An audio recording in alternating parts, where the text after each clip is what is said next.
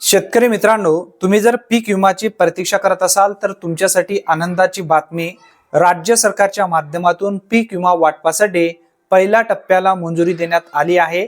यामध्ये 1219 कोटी 78 लाख रुपये मंजूर करून थेट डीबीटी मार्फत हे पैसे पात्र लाभार्थ्यांच्या बँक खात्यामध्ये जमा करण्यासाठी राज्याचे कृषी मंत्री यांच्या माध्यमातून आदेश देण्यात आले आहे.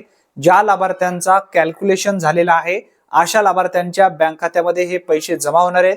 तुमच्या बँक खात्यामध्ये किती पैसे जमा होणार आहेत अवघ्या 2 ते 3 मिनिटांमध्ये आपल्या मोबाईलच्या माध्यमातून चेक करता येतं. हे कशा पद्धतीने चेक करावा या संदर्भातील व्यवस्थित माहिती पुढे आपण समजून घेणार आहोत. त्यासाठी नक्की हा व्हिडिओ शेवटपर्यंत पहा. तत्पूर्वी चॅनलवरती पहिल्यांदाच आला असाल तर चॅनलला सबस्क्राईब करून ठेवा. चला तर मग व्हिडिओ सुरू करूया. शेतकरी बांधवांनो, सर्वप्रथम गुगलमध्ये प्रधानमंत्री फसल बीमा योजना किंवा PMFBY.gov.in या नावाने सर्च करा. सर्च केल्यानंतर पहिली वेबसाईट दिसेल त्यावरती टच करा. टच केल्यानंतर हा पोर्टल तुमच्या समोर ओपन झालेला दिसेल. या पोर्टलवरून तुम्हाला आता सर्व डिटेल्स पाहता येणार आहे. व्यवस्थित माहिती समजून घ्या. प्रधानमंत्री फसल बीमा योजना म्हणजेच PMFBY.gov.in या नावानेच तुम्हाला सर्च करायचं आहे. या ठिकाणी बघा एक तुम्हाला इथं अक्षर लिहिलेले दिसत असतील त्यावरती टच करा. टच केल्याच्या नंतर यामध्ये 1 नंबरला एक ऑप्शन आहे तो म्हणजे फार्मर कॉर्नर नावाचा.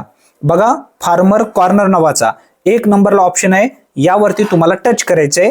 टच केल्याच्या नंतर पुढील प्रक्रिया व्यवस्थित समजून घ्या. आता भरपूर असे लाभार्थी म्हणतील कोणत्या ठिकाणी. बघा 1 नंबरला फार्मर कॉर्नर नावाचा जो ऑप्शन तुम्हाला दिसत आहे 1 नंबरलाच, बाकी कोणत्याही वरती टच करू नका. यावरती टच केल्याच्या नंतर तुमच्या समोर दुसरा पेज ओपन झालेला दिसेल. यामध्ये लॉग इन फॉर फार्मर नावाचा एक ऑप्शन आहे. यावरती इथे टच करायचे. टच केल्याच्या नंतर तुमच्या समोर परत एक पेज ओपन झालेला दिसेल. यामध्ये सर्वप्रथम लाभार्थ्यांचा मोबाईल नंबर टाकायचा आहे, कॅप्चा भरायचा आहे, खाली दिलेला सेम टू सेम आणि रिक्वेस्ट फॉर OTP या पर्यावरती टच करायचं आहे. आपण आता मोबाईल नंबर भरलाय, कॅप्चा भरलाय. कधी कधी कॅप्चा चुकू शकतो, त्यासाठी परत तुम्हाला कॅप्चा व्यवस्थित इथं भरून घ्यायचं आहे, हे लक्षात ठेवा. त्यानंतर बघा आता रिक्वेस्ट फॉर OTP ला आपण टच करूया. OTP जाते का? आता OTP या ठिकाणी कन्फर्म जाईल कारण कॅप्चा व्यवस्थित भरलाय. OTP गेलेला आहे. OTP 1 मिनिटाच्या आत जो मोबाईल नंबर तुम्ही टाकलेला होता किंवा जो मोबाईल नंबर तुम्ही पीक विमा भरत असताना दिलेला होता त्यावरती OTP येईल. आलेला OTP या ठिकाणी तुम्हाला 6 अंकी व्यवस्थित भरून घ्यायचा आहे. त्यानंतर सबमिट या पर्यावरती टच करायचा आहे.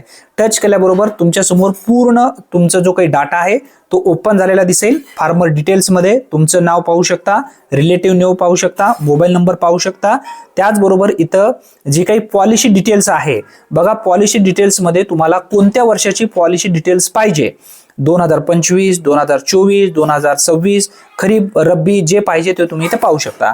आता सर्वात महत्त्वाचं म्हणजे आपल्याला पीक विमा किती मिळणार आहे हे पाहायचं आहे. यामध्ये बघा पॉलिसी समरी मध्ये ज्या पॉलिसी नंबर दिलेले आहेत त्या पॉलिसी नंबर सर्व तुम्ही या ठिकाणी पाहू शकता. आता ज्या पॉलिसी नंबरचं तुम्हाला पीक विमा पाहिजे असेल तर इथे स्क्रोल करायचंय तुम्हाला. इथं तुमच्या हाताच्या डाव्या साईडला ती स्क्रीन इथं हलवायची आहे. त्यानंतर व्ह्यू नावाचा एक ऑप्शन तुम्हाला दिसेल. या ठिकाणी बघा मी सर्व दाखवतो तुम्हाला, व्यवस्थित पाहून घ्या. व्ह्यू नावाचा एक ऑप्शन तुम्हाला दिसत आहे त्यावरती जिथं टच करायचं आहे. परत हे सर्व पाहून घ्या. यामध्ये कापूस असेल, सोयाबीन असेल, जेवढे पिकं तुम्ही भरलेले होते ते सर्व पिकं दिसत आहेत. आता आपण इथं सोयाबीनला टच करूया. सोयाबीनला इथं पीक विमा मंजूर झालाय का किंवा किती मिळणार आहे. आता व्ह्यू नावाचा जो ऑप्शन आहे त्यावरती टच करा. टच केल्याबरोबर तुमच्या समोर अजून एक थोडीशी स्क्रीन दिसेल. यामध्ये परत तुम्हाला इथं पीक विमा तुमच्या नावाने किती टोटल क्लेम अमाऊंट जो आहे तो या ठिकाणी दिसणार आहे. आता टोटल क्लेम अमाऊंट जो असेल तो तुमच्या खात्यामध्ये इथं जमा केला जाणार आहे, हे तुम्ही पाहू शकता. किती पीक विमा येणार. आता इथं माझ्या नावाने शेती थोडीशी कमी आहे कारण 4-5 गट क्रमांक आहेत म्हणून इथं थोडी रक्कम दिसत आहे.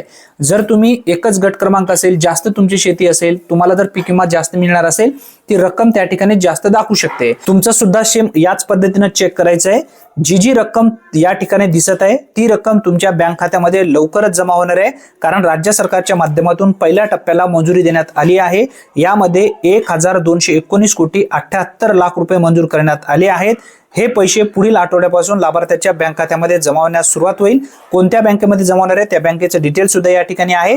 चॅनलवरती जर तुम्ही पहिल्यांदाच आला असाल तर चॅनलला नक्की सबस्क्राईब करा. धन्यवाद.